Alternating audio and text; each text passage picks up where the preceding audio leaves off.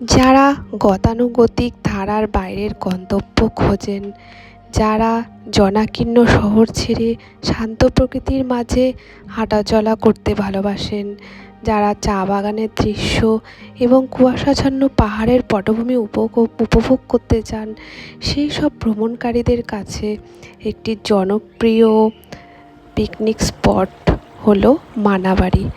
এখানকার পাথুরে নদীর বুক ও শান্ত পরিবেশ পিকনিক এবং সময় কাটানোর জন্য দারুণ। তো আমরা সকাল সকাল বেরিয়ে পড়লাম শিলিগুড়ি থেকে গাজলডোবা দিয়ে ওদলাবাড়ি হয়ে তারপর মানাবাড়ি টি এস্টেট পৌঁছবো আমরা। ভারতের পশ্চিমবঙ্গ রাজ্যের হিমালয়ের পাদদেশে অবস্থিত ডুয়ার্স অঞ্চলের দুটি মনোরম প্রতিবেশী স্থান হলো ওদলাবাড়ি এবং মানাবাড়ি। ওদলাবাড়ি হলো জাতীয় সড়ক ৩১-এর ওপর শিলিগুড়ি থেকে প্রায় ৪০ কিলোমিটার দূরে হয় লিস এবং চেল নদীর মাঝে অবস্থিত একটি ক্রমবর্ধমান শহর।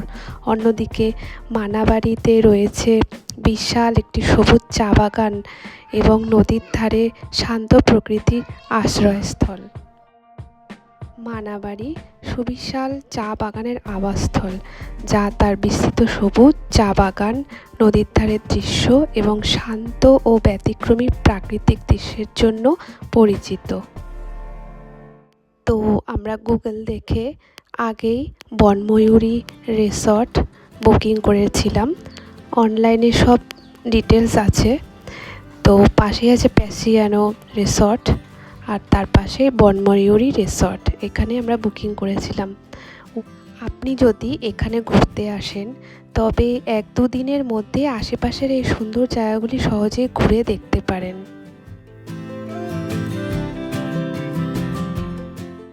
এখানে পাহাড়ি অফবিট গ্রামও আছে আশেপাশে, সামসিং এবং সুনতালি খোলা। আমাদের আগে ঘোরা হয়ে গেছে, তো এবার আমরা শুধু মানাবাড়িটাই ঘুরলাম।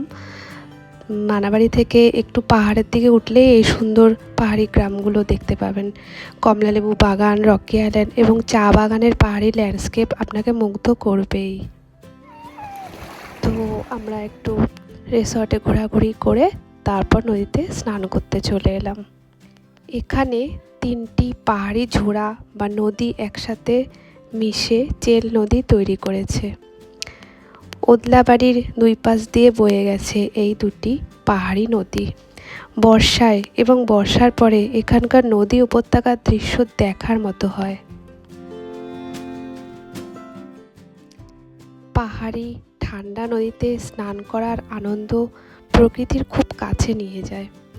মন শান্ত, শরীর ঠান্ডা রাখে। প্রবহমান জলের স্রোত ক্লান্তি দূর করে এবং নতুন শক্তি দেয়। এই জন্যই এখানে আসা। নদীর খোলা ও ঠান্ডা জল শরীরকে চনমনে করে। চারপাশে সবুজ প্রকৃতি মন ভালো রাখে। খোলামেলা জায়গায় স্নান করার মজাই আলাদা। ফ্যামিলি বা ফ্রেন্ডস বা কাপল সবার জন্যই এই জায়গাটি আদর্শ। চারপাশে সবুজ গাছপালা, খোলা আকাশ আর পাখির ডাকের মধ্যে স্নান করার এক অদ্ভুত ও মানসিক শান্তি আছে। বিকেলে রিসর্টের আশপাশটা একটু ঘুরতে বেরোলাম আমরা। মানাবাড়ি জলপাইগুড়ি জেলায় মালবাজার শহর এবং চাপড়ামারি বন্যপ্রাণী অভয়ারণ্যের কাছে অবস্থিত একটি ছোট্ট গ্রাম ও চা বাগান এলাকা। এটি ডুয়ার্স অঞ্চলে অবস্থিত, যা তার সবুজ চা বাগান এবং বন্যপ্রাণীর জন্য বিখ্যাত।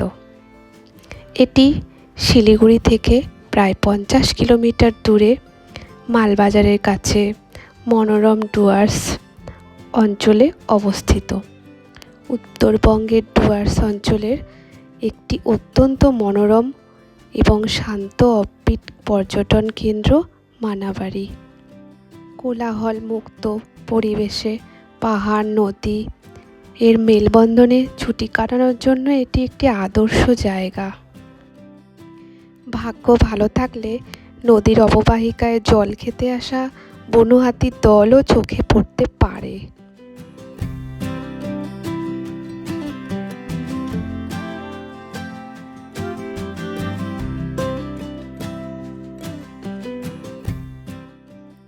নদীর পাড়ে বসে সূর্যাস্ত দেখা এবং ভুটান পাহাড়ের দৃশ্য উপভোগ করা দারুণ এক অভিজ্ঞতা হয়েছে আমাদের।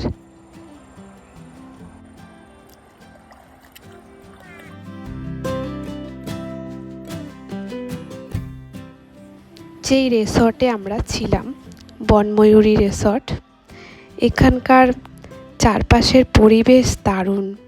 চারদিকে সবুজ গাছপালা ও চা বাগান দ্বারা পরিবেষ্টিত এই রিসর্টটি খুব মনোরম। এখানকার বিশেষ আকর্ষণ ডুয়ার্সের ঘরোয়া খাবার, বিশেষ করে স্থানীয় আমিষ পদ ও শান্ত পরিবেশ এবং নিকটবর্তী বন ও নদীতে সহজ প্রবেশাধিকার। সন্ধ্যাবেলা এখানকার পরিবেশ হয়ে যায় আকর্ষণীয়। এটি প্রকৃতির কাছাকাছি একটি শান্ত ও মনোরম আশ্রয় প্রদান করে।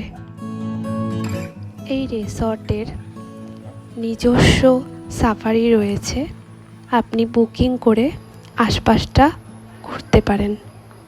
আপনি যদি ডুয়ার্সের মনোরম প্রকৃতি, পাহাড় এবং নদীর সান্নিধ্যে কয়েকটা দিন কাটাতে চান, তবে এটি আপনার জন্য একটি আদর্শ গন্তব্য।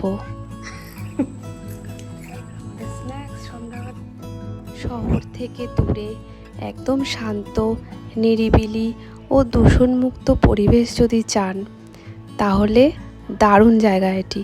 প্রকৃতিপ্রেমী এবং ফ্যামিলি ট্যুরের জন্য এটি দারুণ। রাতের শান্ত ও নদীর কলকল আওয়াজ দারুণ এক অপূর্ব পরিবেশ সৃষ্টি করেছে। সবুজে ঘেরা প্রকৃতির বুক চিরে নদীর বয়ে চলার দৃশ্য আমাদের ক্লান্তি দূর করে দিয়েছে। আমাদের এই ট্যুরটা জাস্ট সার্থক হয়ে গেছে।